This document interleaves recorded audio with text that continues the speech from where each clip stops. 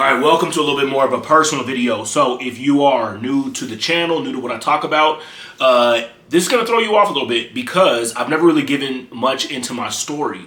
I kind of just started uploading content. So I want to give like a little bit more context to why I started uploading content, why I am how I am, kind of what my journey has been to become a business professor and content creator. So let's backpedal a little bit. So there's always been like a common theme that I've come across just with my lifetime. I wasn't wrong. I was just early a lot of the time. I was early to a lot of things because of the generation I came up in, the timelines of struggle, the timelines of technology. Everything was kind of evolving as I was becoming of age, right? So let me give some background context. I'm 40 years old and I teach at a couple different colleges. I teach business and on an introduction level, introduction to business and marketing. Now, I really wanted to lock in on two different demographics that I'm teaching, community college and the inmate education system. So these are two things that I was fortunate enough to get into, and it's kind of molded how I am, the way that I am, and kind of what my journey has been. So let's start from the top. Grew up pretty much like everyone else until a certain point. You go into parents get divorced, you move around, you kind of figure things out. I want to start the story off where it really makes sense, which is like finishing up high school. So before high school, I failed a grade. I failed the 8th grade, like just completely got Fs. And they had told my mom and myself, they were like, you know what, your son doesn't get to go forward to high school. He's going to have to repeat this grade. So then I get put into a charter school. Charter school is basically where you get to make up the classes and you get to transition and transfer and go back in and graduate. Now, a big part of this is where people get left behind. It's basically a continuation school.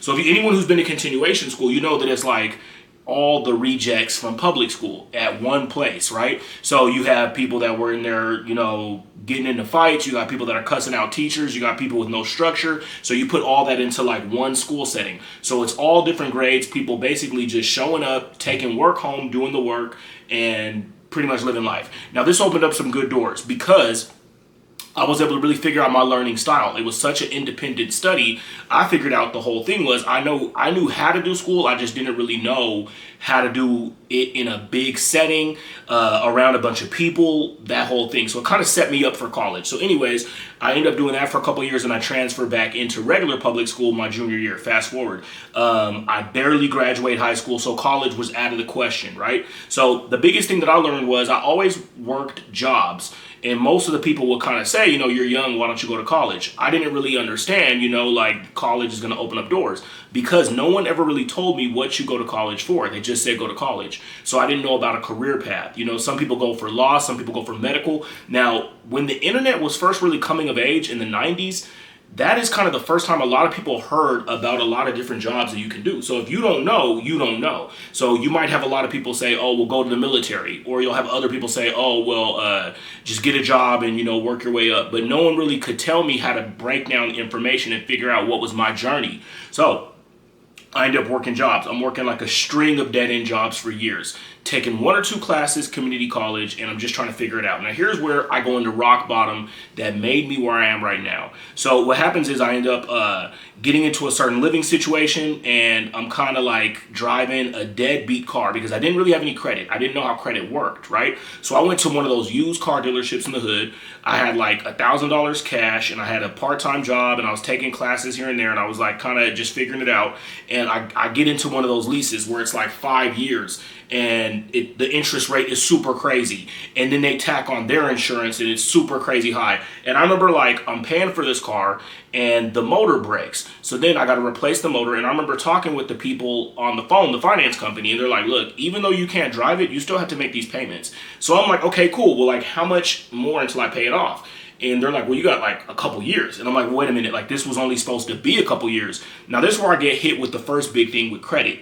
Now, when they told me based on interest alone, you're paying $1 a day for this car that you can't even drive. So I start learning like, okay, finance is no joke. Credit is no joke. I don't even know what credit is, but I knew mine was already at a low point. It was already being run down because I was late on those payments. And basically, I kind of got finessed. You get into a lemon, you get finessed. But anyways, back to the story. I end up basically getting that car fixed. The living situation goes left. So I remember the car would break all the time. Even though I repaired the motor, the car would still have its trouble. So I remember I'm driving to go meet up with my brother who lives in Orange County to get my living situation situated and get back into school. Now, on the way there, I remember my uncle had helped me fix the car, and he's telling me, hey, it's gonna overheat. So you have to drive with the heater on full blast, or else you run the risk of overheating. So I have the heater on full blast. I have 2 pairs of clothes from the place I was kicked out of. I have like some jeans, some shirts, and some underwear. And my other aunt had given me $100 cash. So I'm like, okay, cool. I have like a little bit of money to just make it to this next point. And once I get there, I could really start. And, I'm just like, at this point, I'm like, I'm going to do whatever I got to do to just make school work. I'm going to lock in on college because I don't ever want to be in this position again. Like, I never want to be in the position where I'm basically homeless, right? Sleeping in the car, driving from one county to the next, car overheated, you only got like 2 clothes, you shower at the gym if they let you in. Like, I went through all the different steps, right? So I hit rock bottom. I didn't have a safety net. I basically had the money in cash.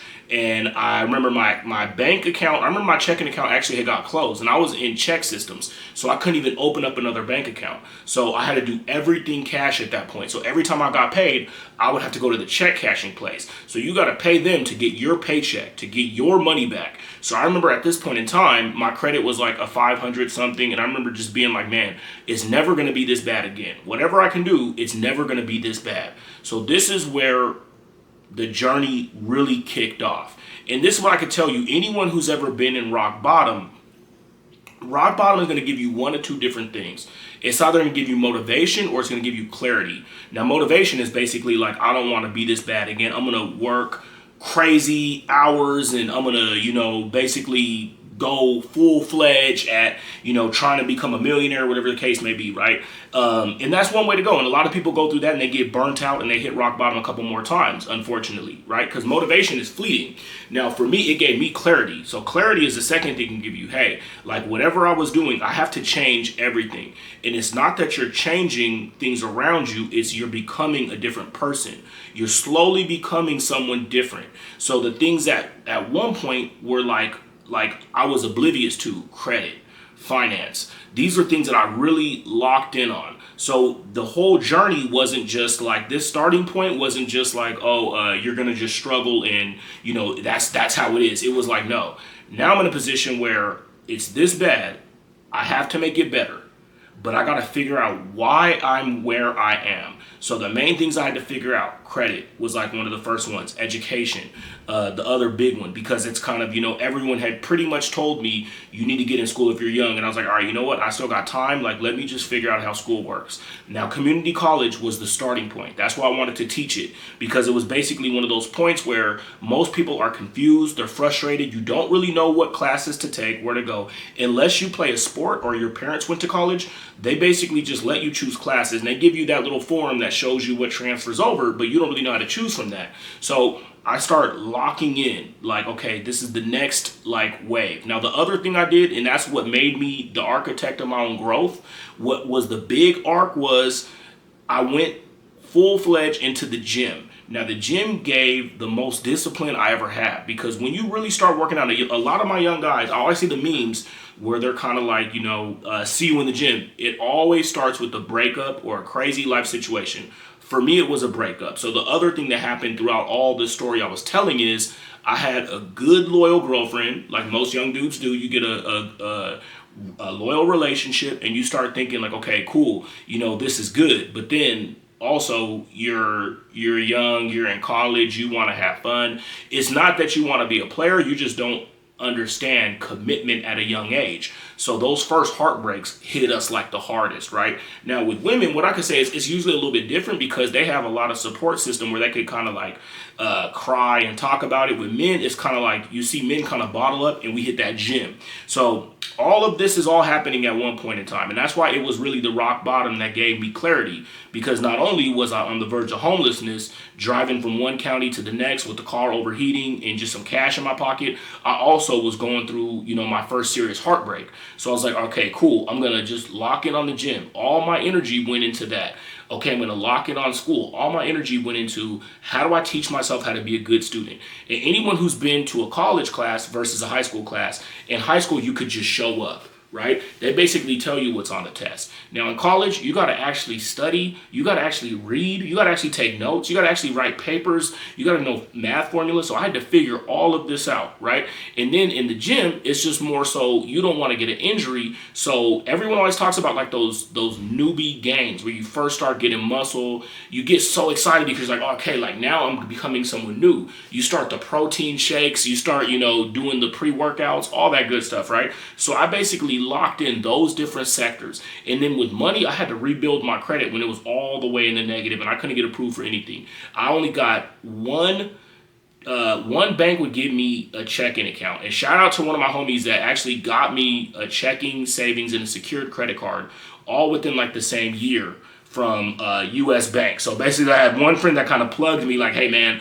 you can't get a checking account anywhere else, you can get one here. As long as you keep your balance, you'll be fine. Okay, cool. So basically, I say all that to say as a full circle moment, I know everything that a student is going through. I know the self-doubt. I know the fear. I know the worry, the anxiety, the depression. You don't know when you're going to get paid again. You don't know if you're going to pass your classes. You don't know if you're going to make it. Then you don't know if things are going to get better. Then when you have, anytime you hit a rock bottom, you have a PTSD of like, oh, this might happen again. This could easily be taken from me. So now I'm at a verge where I've learned, okay, I've had to reset my whole nervous system of like, oh, okay.